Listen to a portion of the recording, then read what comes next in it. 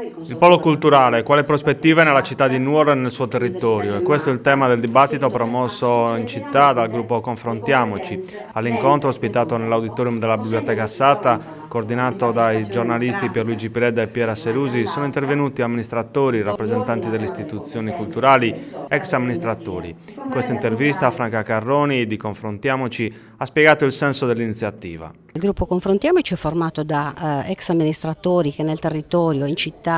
ma anche nel territorio a livello regionale si sono occupati di cultura e di formazione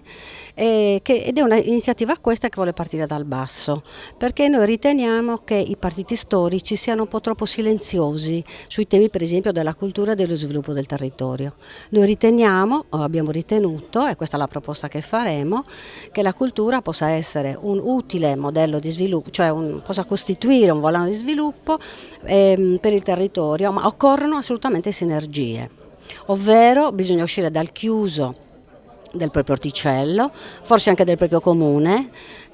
bisogna valorizzare le istituzioni culturali che sono presenti in città e nel territorio e fare una grande sinergia, cioè abbandonare i propri egoismi,